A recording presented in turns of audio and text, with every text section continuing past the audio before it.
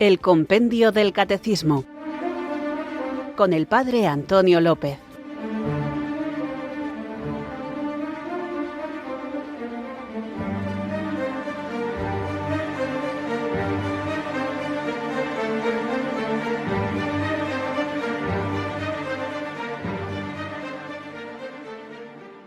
Muy buenas, amantes, apasionados, buscadores de la verdad, recibid mi abrazo del Padre Antonio López desde Irurzun, en Navarra, los que tomáis en serio la invitación de Jesús a seguirle y queréis profundizar en el conocimiento de la fe, madurar la fe, enraizarla en la vida e irradiarla en el testimonio.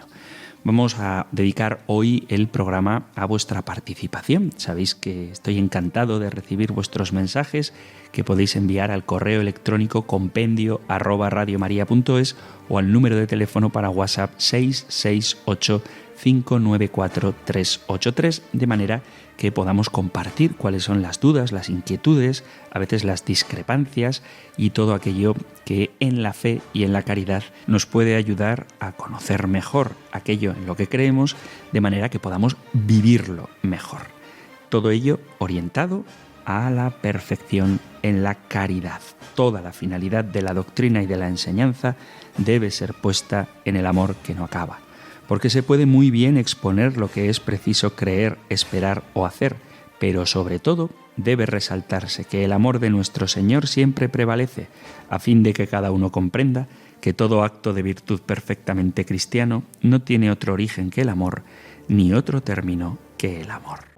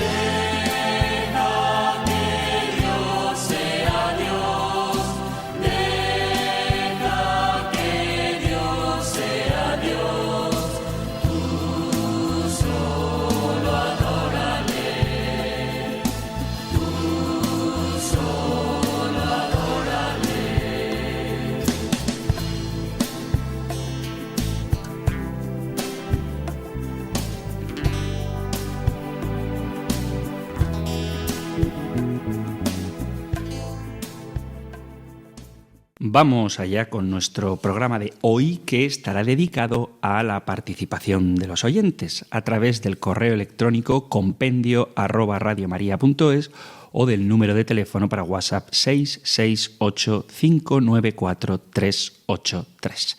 Comenzamos pues con un mensaje que llega en mi formato favorito. Mi formato favorito son los audios de WhatsApp, porque además de poder escuchar la pregunta, tenemos ocasión también de oír la voz de nuestros oyentes. Así que comenzamos, como digo, con este mensaje de audio enviado al 668-594-383. Muy buenas tardes, Padre Antonio, y buenas tardes a todos los oyentes de Radio María. Quiero aprovechar para pedirle que, a la luz del compendio del Catecismo, pues nos pueda ayudar a aprender sobre la relación de los padres con los hijos.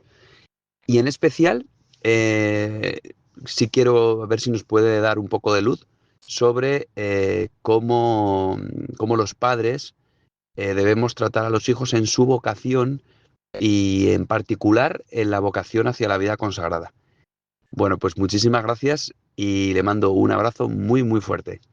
Dios le bendiga. Adiós. Un abrazo muy fuerte para ti y muchas gracias por enviar la pregunta y además por hacerlo con tu propia voz. Es una pregunta muy bonita de la que ciertamente, como vamos a ver ahora, habla el compendio del Catecismo y el Catecismo de la Iglesia Católica, pero todavía tardaremos en llegar a esos puntos. No obstante, a la hora de responder te los voy a mencionar. La vocación, en concreto a la vida que sea dentro del cristianismo, es decir, sea a la vida consagrada de manera especial o a la vida matrimonial, es un regalo del Señor. Digo lo de vocación especial porque vocación tenemos todos, tenemos vocación a la santidad. Pero ciertamente para unos padres que Dios llame a sus hijos supone una muestra de un especial afecto por parte de Dios. Cuando Dios llama a alguien para que se entregue plenamente a su servicio en cualquiera de sus formas, bien sea el sacerdocio, la vida religiosa o la entrega plena en medio del mundo, debemos agradecerlo como un auténtico privilegio. Dice el Catecismo en el número 2233, los padres deben acoger y respetar con alegría y acción de gracias el llamamiento del Señor a uno de sus hijos. Todos los padres cristianos que han entendido la vocación misionera de la Iglesia se esfuerzan por crear en sus hogares un clima en el que pueda germinar la llamada de una entrega total a Dios. Dice Juan Pablo II en Familiaris Consortio: la familia debe formar a los hijos para la vida, de manera que cada uno cumpla con plenitud su cometido de acuerdo con la vocación recibida de Dios. Efectivamente, la familia está abierta a los valores trascendentes, que sirve a los hermanos con alegría, que cumple con generosa fidelidad sus obligaciones y es consciente de su participación en el misterio de la cruz gloriosa de Cristo, y se convierte en el primero y mejor semillero de vocaciones a la vida consagrada al reino de Dios. Dice el Papa que el mejor semillero, la mejor tierra donde puede germinar la vocación es la familia, y por eso es importantísimo que los padres cultiven esta tierra para que los hijos estén atentos a la llamada de Dios. Y por tanto deben respetar y favorecer esta llamada, tal y como señala el Catecismo en el punto 2232. Dice: a la par que el hijo crece hacia una madurez y autonomía humanas y espirituales, la vocación singular que viene de Dios se afirma con más claridad y fuerza. Los padres deben respetar esta llamada y favorecer la respuesta de sus hijos para seguirla. Es preciso convencerse de que la vocación primera del cristiano es seguir a Jesús. Tantas veces la vocación de un hijo es el fruto de la entrega sin condiciones de los padres. Así decía San Agustín, refiriéndose a su madre Santa Mónica: tu mano, Dios mío, en el secreto de tu providencia no abandonaba mi alma. día y noche. Mi madre te ofrecía en sacrificio por mí la sangre de su corazón y las lágrimas de sus ojos. El Espíritu Santo suscita vocaciones para la Iglesia habitualmente en el seno de las familias cristianas. Se sirve de la ilusión de esos padres cristianos que aspiran a salvar miles de almas gracias al apostolado de sus hijos, muchas veces en lugares donde ellos habían simplemente soñado en llegar. Sería, pues, un motivo particular de gozo para esos padres ver cómo la nueva evangelización que necesita el mundo es fruto de su propia respuesta generosa. Gracias a esta respuesta generosa, tanto de los padres como de los hijos, se hace realidad la nueva evangelización. La Iglesia está presente en nuevos países, se revitaliza la vida cristiana en muchos ambientes y se aprecian signos esperanzadores. Muchos padres de familia se quejan de los males que aquejan al mundo, de la falta de recursos morales en la sociedad, de la falta de personas que puedan regenerar determinados ambientes, de la falta de ideales grandes en la vida de tantos jóvenes. La solución a esas faltas está en gran medida en la mano de los padres cristianos que tienen un verdadero afán misionero y apostólico, que se esfuerzan por dar a sus hijos una verdadera educación cristiana, por sembrar en sus almas ideales de santidad, por ensanchar su corazón con las obras de misericordia, creando en torno a sí un ambiente de auténtica vida cristiana en el trabajo, en las relaciones familiares. Dios tiene sus tiempos que no siempre coinciden con los nuestros y hay ideales que si no se encienden en la primera juventud se pueden perder.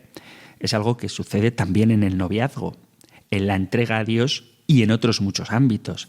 En la juventud, cuando surgen los grandes ideales de entrega, los deseos de ayudar a otros con la propia vida, de mejorar al mundo, de cambiarlo. Por eso, cuando una persona joven se plantea grandes ideales de santidad y de apostolado, las familias cristianas lo deben recibir con un santo y sano orgullo. Dios concede a los padres tantas veces una gracia pedida durante muchos años en su oración. Esa decisión es un acto de libertad que germina en el seno de una educación cristiana. La familia cristiana se convierte así, gracias a la respuesta generosa de los padres, en una verdadera iglesia doméstica donde el Espíritu Santo suscita todo tipo de carismas y santifica así a toda la iglesia. Dios llama por caminos muy diversos. A muchos jóvenes les pide que se entreguen plenamente en el ejercicio de su profesión.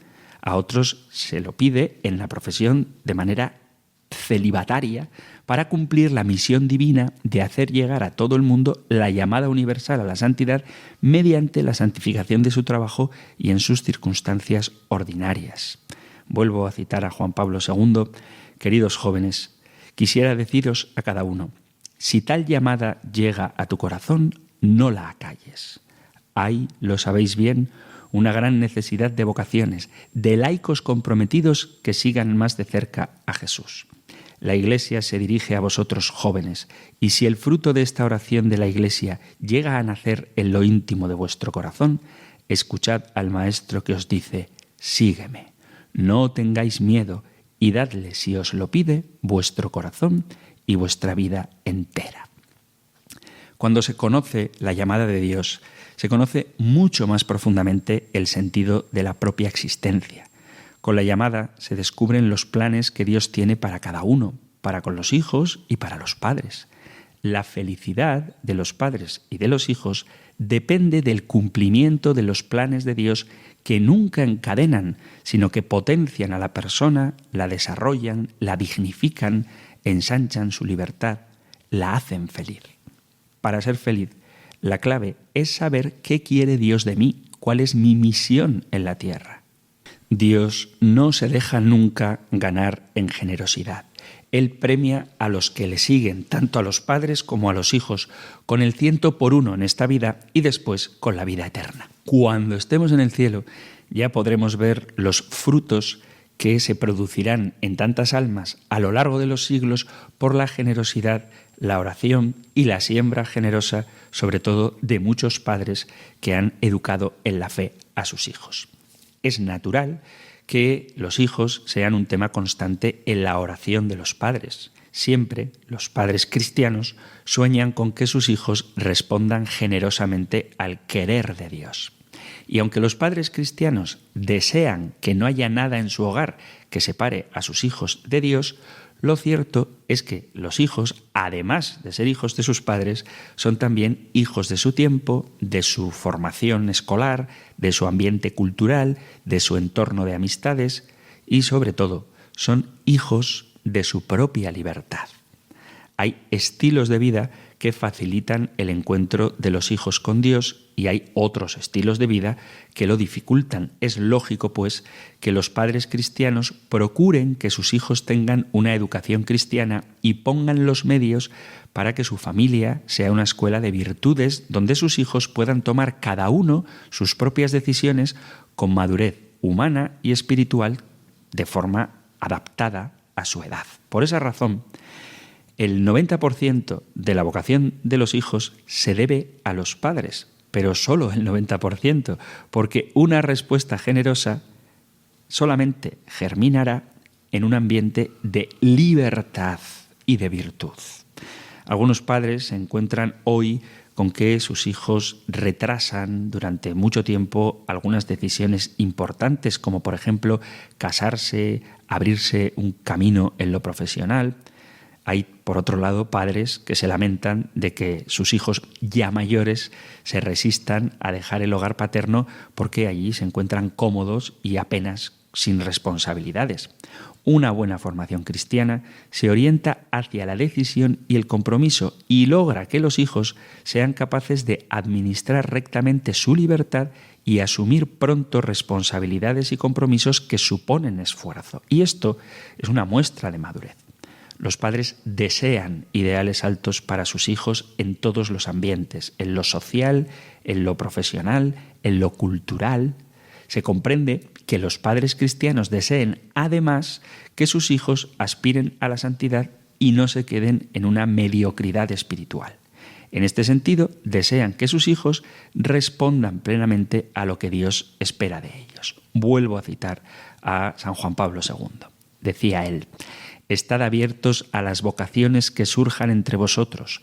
Orad para que, como señal de su amor especial, el Señor se digne llamar a uno o más miembros de vuestras familias a servirle.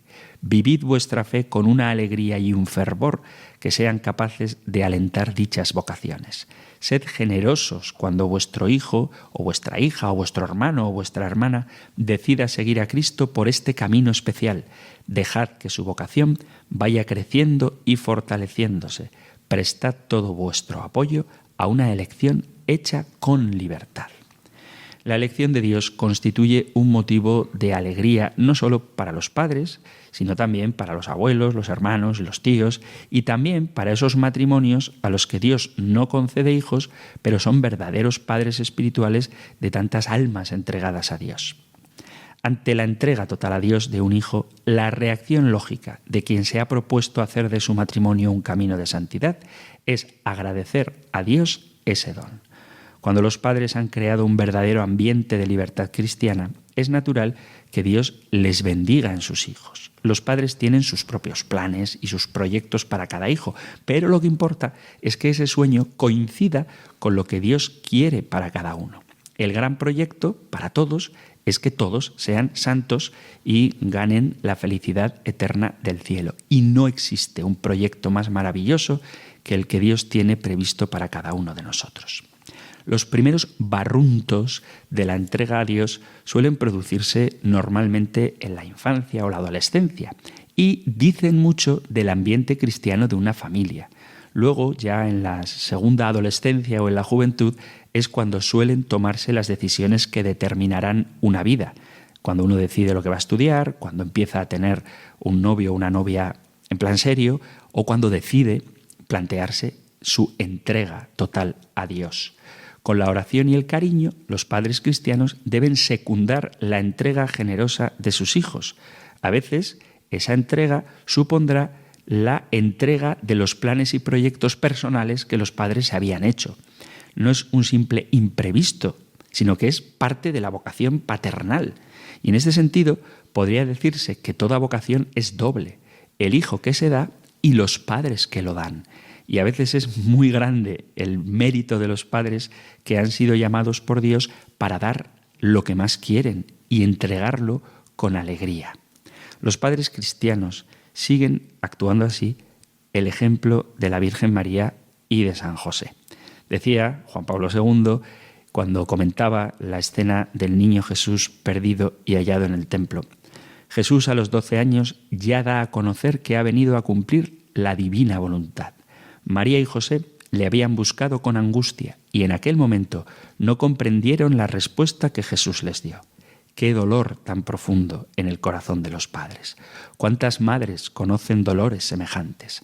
A veces porque no se entiende que un hijo joven siga la llamada de Dios.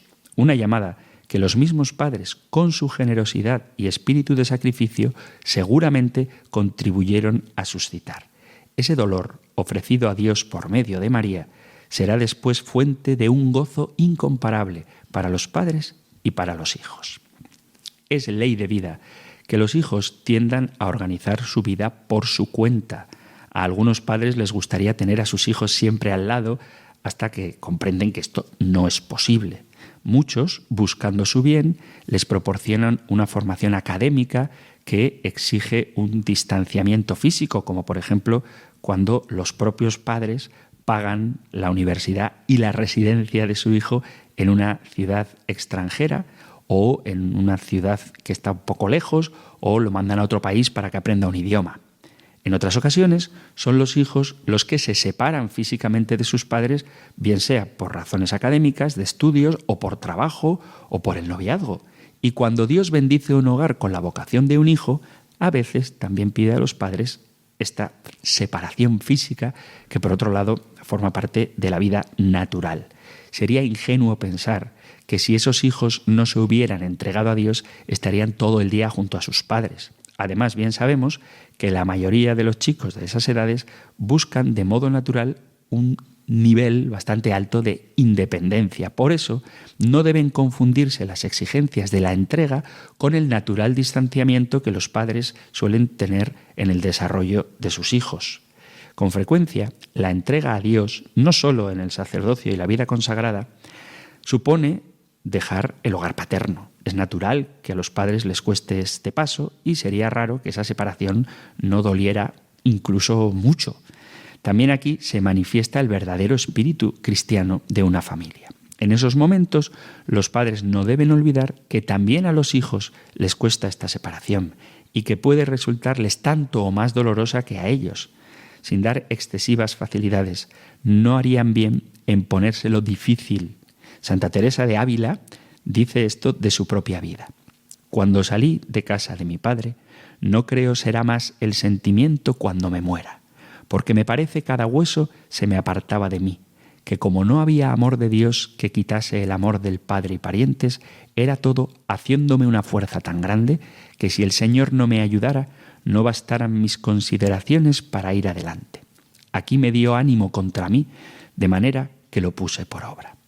Es natural que los padres tiendan a pensar que sus hijos, tengan la edad que tengan, son demasiado jóvenes para tomar determinadas decisiones y que les parezca siempre que es demasiado pronto. Hay muchos comentarios en este sentido cuando un padre se pone frente a la vocación de su hijo que diga es demasiado joven, pero Dios llama cuando quiere a quien quiere. Puede llamar desde la niñez, puede llamar en la adolescencia, puede llamar en la juventud e incluso en la vida adulta, aunque en este caso ya el papel de los padres suele ser menos importante. Pero Dios llama a cada hombre y su voz se deja sentir incluso en el alma de los niños. Y un niño, aunque hoy en día pueda resultar escandaloso, es capaz de responder a una vocación. Obviamente responderá como niño y esa respuesta la tendrá que traducir después cuando sea adolescente y una respuesta definitivamente madura cuando llegue el momento. Pero eso no quiere decir que no haya tenido vocación o que no haya podido responder a su manera. Hay que respetar mucho esas vocaciones y esas respuestas incluso infantiles, por amor al Evangelio y por las exigencias del Evangelio. La Iglesia lo ha entendido siempre así y las ha cuidado mucho. Lo demás es una concepción demasiado prepotente, esto de hay que ser maduro. Pues hombre, hay que ser maduro cuando des el paso definitivo, pero mientras tanto tendrás que responder, si eres un niño o un adolescente, a lo que el Señor te pide al nivel proporcional según tu capacidad de hacerlo. Pero no hay que rechazar la vocación de un niño simplemente porque sea un niño. Luego, el paso del tiempo ya dirá cuánto hay de verdad en esa llamada. Pero la pregunta es, ¿cuándo se está maduro? Es verdad que hace falta un desarrollo biológico y psicológico, pero la madurez espiritual, la madurez delante de Dios, la capacidad de entrega, ¿cuándo estás suficientemente maduro? Pues la puede tener un niño de una forma mucho más limpia, mucho más noble y mucho más total que una persona mayor. Y si la llamada se siente durante la adolescencia, pues pasa exactamente lo mismo. Vuelvo con San Juan Pablo II en Christi Fideles Laici. En la vida de cada fiel laico hay momentos particularmente significativos y decisivos para discernir la llamada de Dios y para acoger la misión que Él confía. Entre ellos están los momentos de la adolescencia. Pero habitualmente, cuando suele surgir la vocación, es en la juventud. Y Santo Tomás de Aquino decía, la predilección de Jesús hacia el apóstol San Juan por su tierna edad, y saca la siguiente conclusión.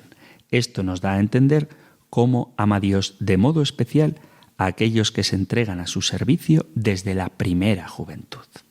Cristo tiene necesidad de los jóvenes y Juan Pablo II, que era especialmente carismático en sus encuentros con los jóvenes, se le notaba mucho la fuerza con la que les hablaba, decía, responded a su llamada con valor y entusiasmo, el característico de vuestra edad.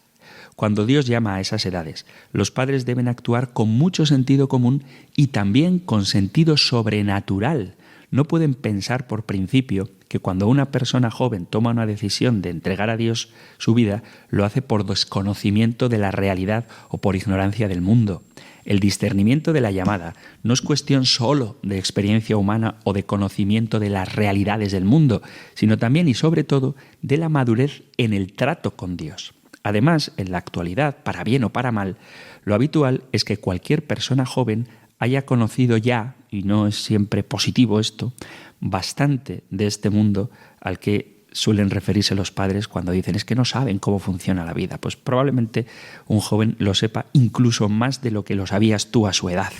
Los jóvenes deben afrontar hoy toda una serie de difíciles dilemas morales que la anterior generación no tenía, y un ambiente, una estructura social donde ciertamente la vida espiritual no es algo fácil.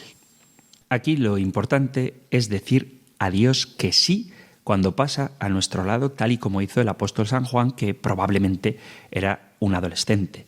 Dios llama habitualmente en la juventud, aunque puede llamar en cualquier edad, porque es Dios y llama como quiere y cuando quiere. El cristiano no puede imponer a Dios su propio calendario. El mismo Señor habla en el Evangelio de las distintas llamadas a distintas horas del día, cada cual en el momento previsto desde la eternidad.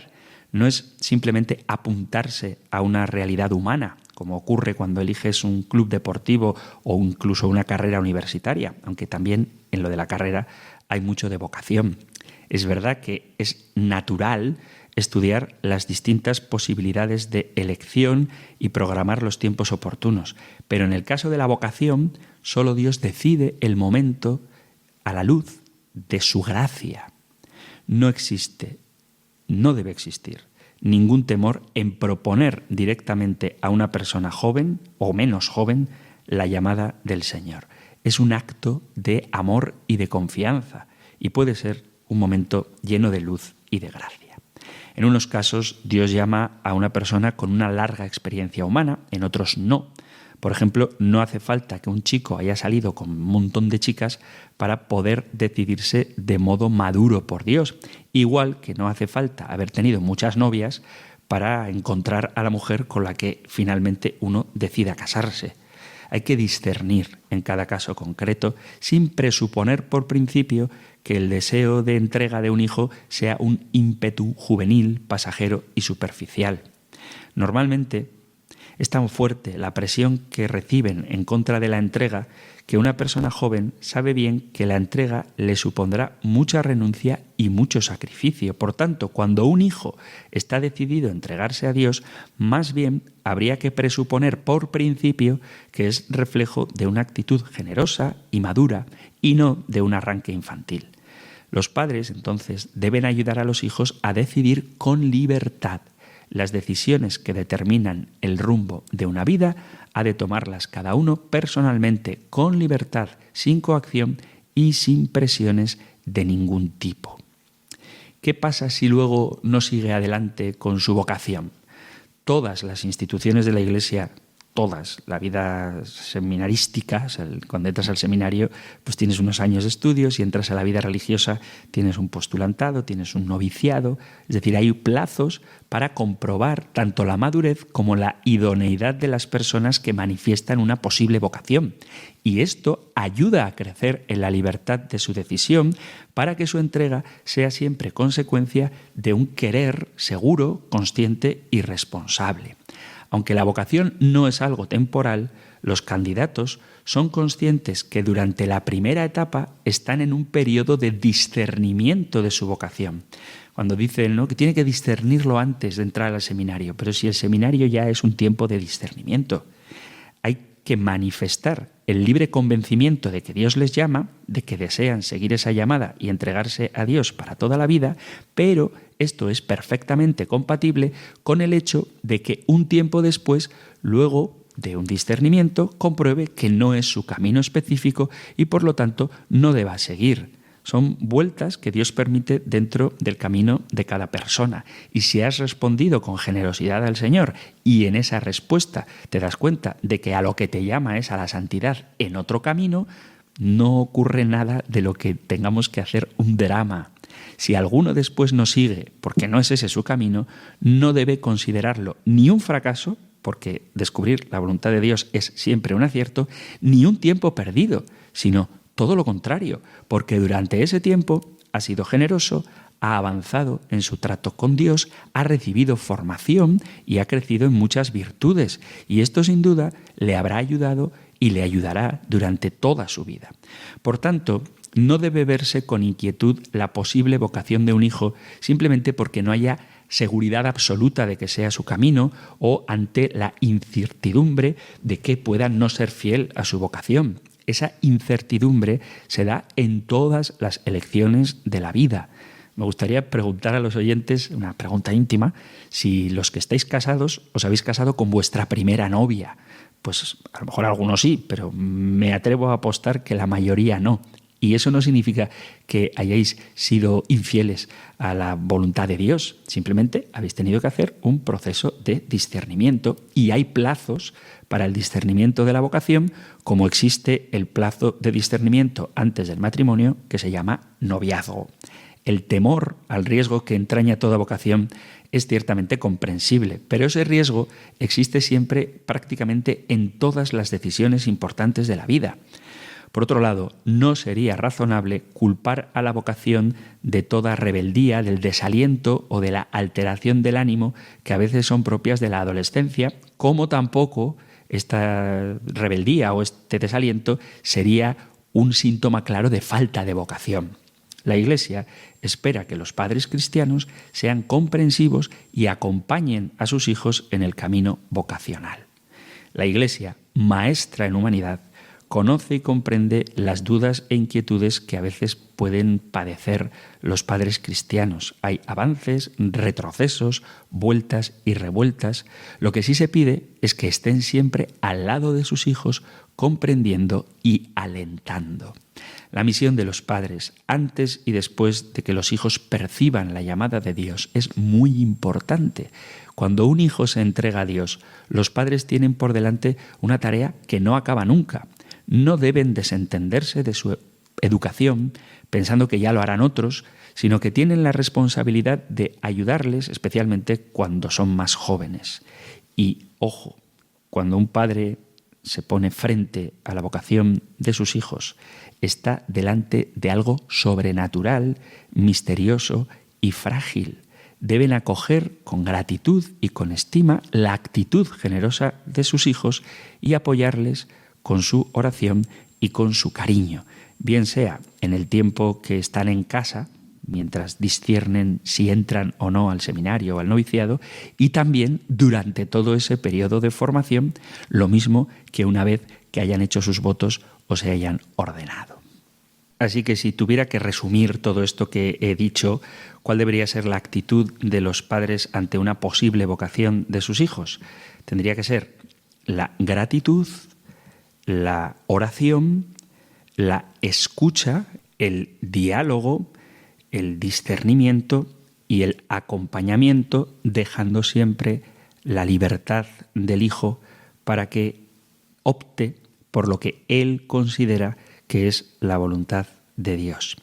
Y este acompañamiento no termina nunca, porque la paternidad, la maternidad son para siempre. Tened en cuenta que cuando alguien engendra hijos, los engendra para la vida eterna. Y esa felicidad que obtendremos en el cielo se empieza a pregustar ya en la tierra cuando se cumple la voluntad de Dios. Vamos a escuchar una canción poema precisamente sobre la vocación y continuamos con nuestro programa hoy dedicado a la participación de los oyentes a través del correo electrónico compendio@radiomaria.es o del número de teléfono para WhatsApp, formato audio, como hemos escuchado, o escrito, como queráis vosotros, como prefiráis, 668 594 383.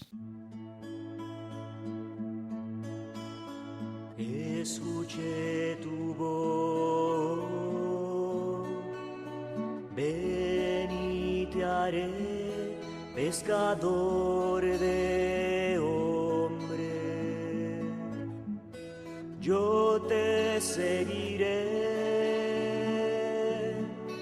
reclina en mí tu cabeza.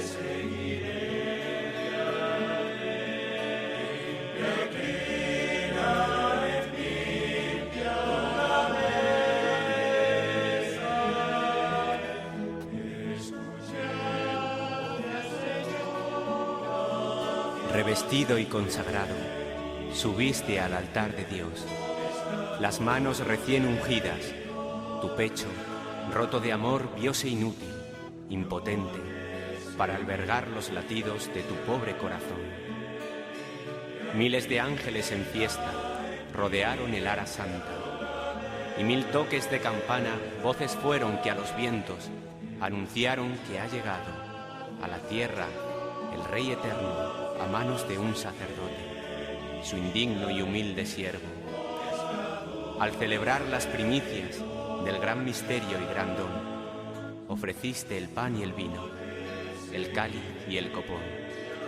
Y en la elevación, en la hostia consagrada, estuvo tu corazón. Víctima y sacerdote, hay dignidad mayor.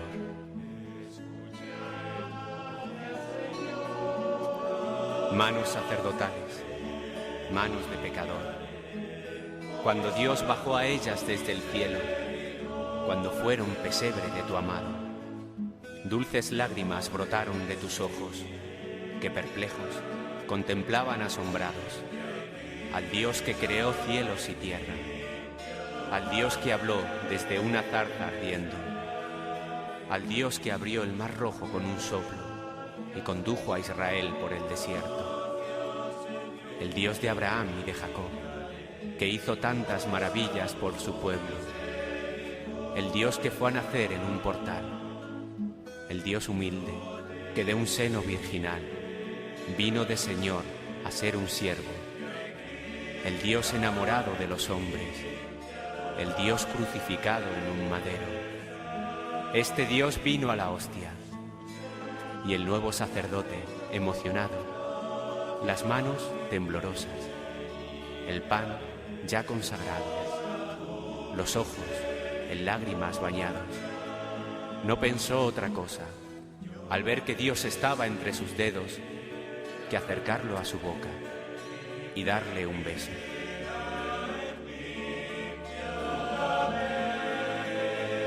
Y este Dios lloró también, lloró de alegría y de contento, al sentir en su carne victimal primero el cálido aliento, después el beso amoroso del nuevo sacerdote eterno.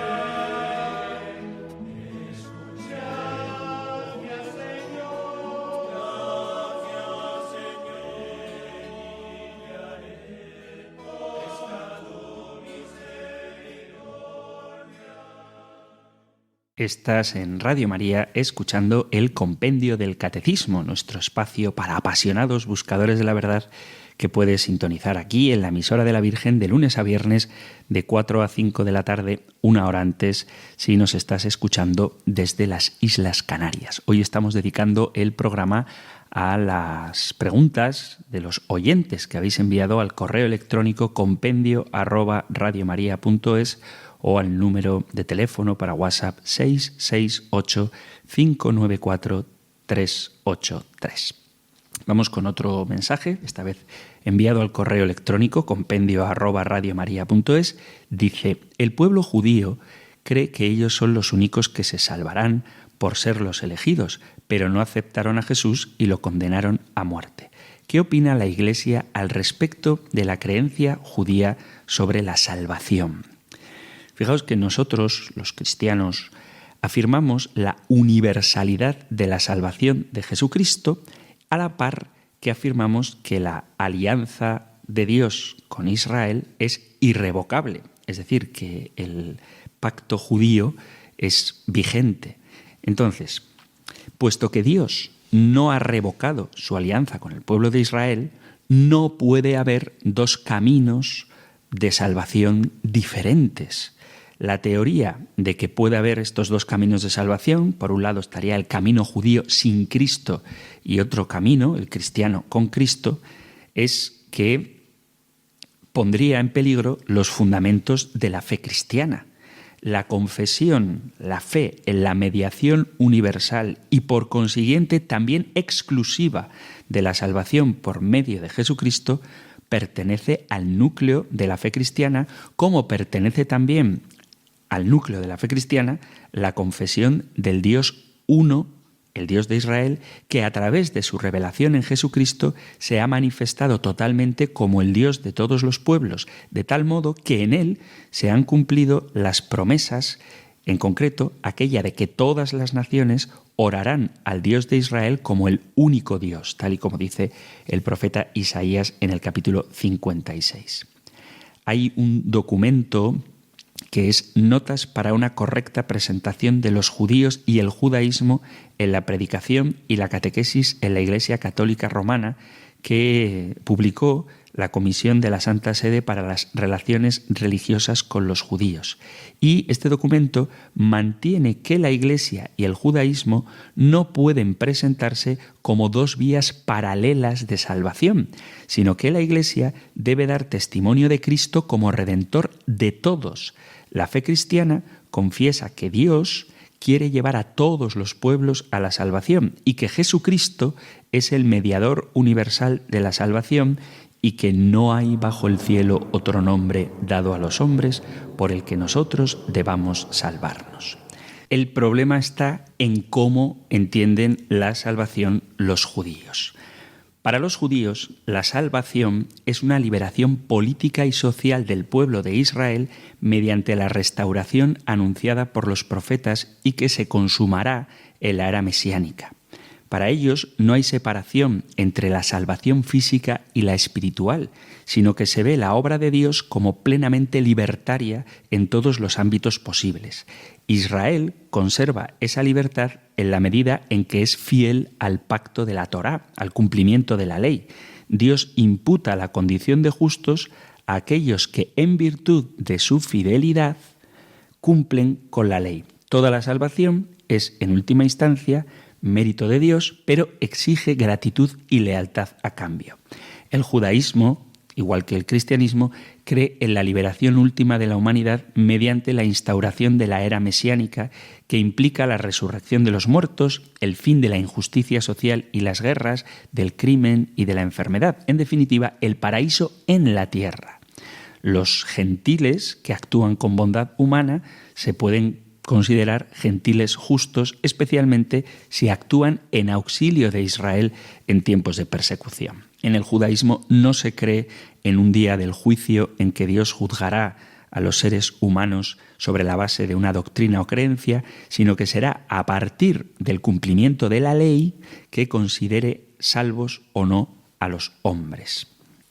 El judaísmo no cree en un pecado original, heredado desde Adán. El concepto de pecado no existe, de pecado original me refiero, no existe en la perspectiva judía, sino que se acepta que la humanidad es inocente por naturaleza y solo las desviaciones culturales o personales alejan de Dios. Entonces, ambas religiones, judaísmo y cristianismo, creemos en un Dios único y tiene las mismas características que ya hemos visto en este programa. Es omnipotente, omnisciente, amoroso, justo y misericordioso.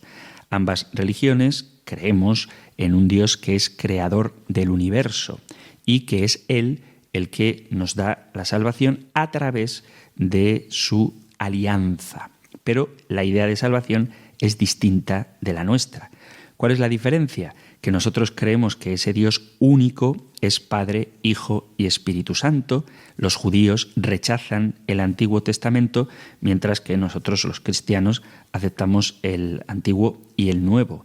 Ellos no aceptan a Jesús como el Mesías, mientras que para nosotros los cristianos Jesús es el Mesías. Y además Él viene a salvar al mundo del pecado. Lo que pasa es que la idea de Mesías Salvador que tienen los judíos es la de un hombre enviado por Dios para restaurar la nación de Israel y traer la paz al mundo. Y lo siguen esperando, porque para ellos todavía no ha llegado el Mesías. Los cristianos afirmamos que el Mesías ya ha llegado, que es Jesucristo y que no es un hombre que viene a liberar de la presión social o política al pueblo de Israel, sino que creemos que es Dios hecho hombre que viene a liberar al mundo, sobre todo, del pecado. Por lo tanto, y resumiendo mucho, si los judíos, para el judaísmo, la salvación se realiza mediante el cumplimiento de la ley, y para nosotros, los cristianos, la salvación se realiza por medio de Jesucristo. A través de su sacrificio en la cruz, Él nos ha salvado y nos ha liberado del pecado. El pueblo judío, la religión judía, asocia la alianza a su pueblo, mientras que el cristianismo asocia esa salvación a todo el mundo, porque Jesucristo es el Salvador universal y único. Para nosotros los cristianos, la salvación viene de Jesucristo, y Jesucristo es el Mesías Salvador. Él es el Hijo de Dios que a través de su muerte en la cruz y su resurrección nos proporciona la salvación. Y esta salvación se obtiene mediante la fe en Jesucristo como Señor y Salvador y también a través de la conversión, del arrepentimiento de los pecados, que es una gracia divina. Ambas tradiciones, la judía y la cristiana, comparten la idea de que la venida del Mesías tiene implicaciones redentoras y restauradoras de la humanidad. Sin embargo, las interpretaciones específicas y las doctrinas exactas varían entre las diferentes denominaciones dentro del judaísmo mesiánico y del cristianismo. La idea fundamental es que a través del Mesías la humanidad puede experimentar la reconciliación con lo divino y la salvación de las consecuencias del pecado. La salvación mesiánica, desde la perspectiva cristiana, ofrece varios beneficios y promesas para los que creemos en Cristo como Mesías y Salvador.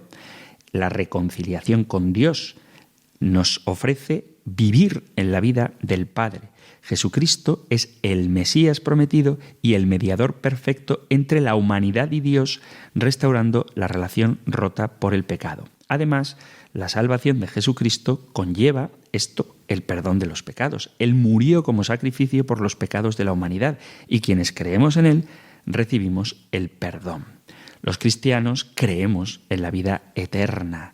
Los cristianos afirmamos que mediante la fe en Jesucristo como Salvador obtenemos la promesa de la vida eterna en presencia de Dios en el cielo después de la muerte. Continuamos respondiendo a las preguntas de los oyentes que habéis enviado al correo electrónico compendio@radiomaria.es o al número de teléfono para WhatsApp 668-594-383. Dice una oyente: buenas tardes, soy una oyente de Radio María desde hace algunos años. Puntualmente y por circunstancias horarias he podido escuchar su programa. Aunque hace ya varios meses que no le había escuchado, hoy volví a poner la emisora y salió su programa del Compendio del Catecismo. En general me gusta este programa, pero hoy me he horrorizado escuchando con un sonido extraño de voz cada vez que usted leía algo de la Biblia. Le agradecería, por favor, que cuando lea algo, ya sea la Biblia o cualquier otro texto, que sea con un sonido normal, natural de ser humano que habla en directo. Es muy chocante y desagradable escuchar esa voz horrible de repente después de estar escuchándole todo el rato a usted con una voz cálida y tranquila, con un sonido y una gravedad más o menos constante, y oír esa voz horrible de repente me resulta desconcertante y desagradable. Por todo esto, le pido por favor que no ponga más ese sonido horrible cuando lea algo tan bello como la palabra de Dios o cualquier otra cosa que lea. Atentamente, una oyente de Radio María. Muchas gracias por escuchar el programa y gracias por escribir.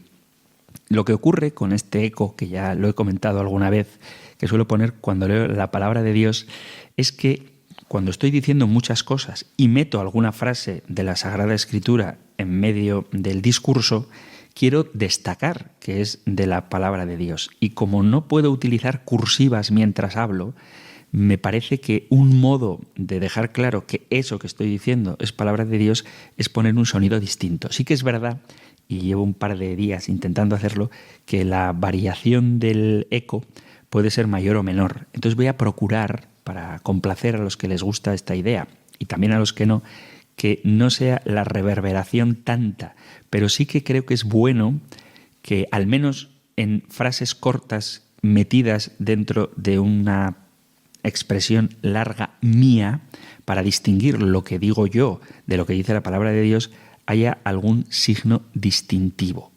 Entonces, cuando vaya a leer un párrafo largo de la Biblia, intentaré no poner ese eco si resulta tan desagradable. Cuando diga, pues leemos, por ejemplo, la parábola del hijo pródigo, y entonces leo toda la parábola, doy la cita, la leo, y entonces ahí no voy a poner el eco.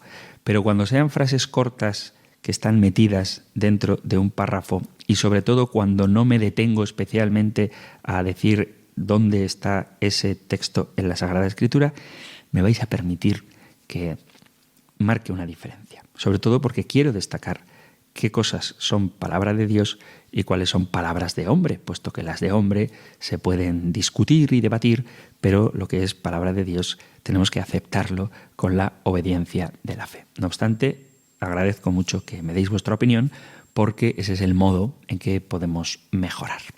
No hay tiempo para más preguntas hoy, pero con el favor divino continuaremos dedicando al menos un día a la semana a vuestra participación. Así que os animo a que sigáis mandando vuestros mensajes al correo electrónico compendio@radiomaria.es o al número de teléfono para WhatsApp. Sabéis que tanto formato escrito como formato audio se pueden enviar por este medio al 668-594-383. 668-594-383. Terminamos con la bendición del Señor. El Señor te bendiga y te guarde. El Señor ilumine su rostro sobre ti y te conceda su favor. El Señor te muestre su rostro y te conceda la paz. Pidiendo a Dios Padre la plenitud del Espíritu Santo y de la mano de María, Madre del Hijo, os emplazo hasta un nuevo programa del Compendio del Catecismo. Muchísimas gracias, un fuerte abrazo y que Dios os bendiga.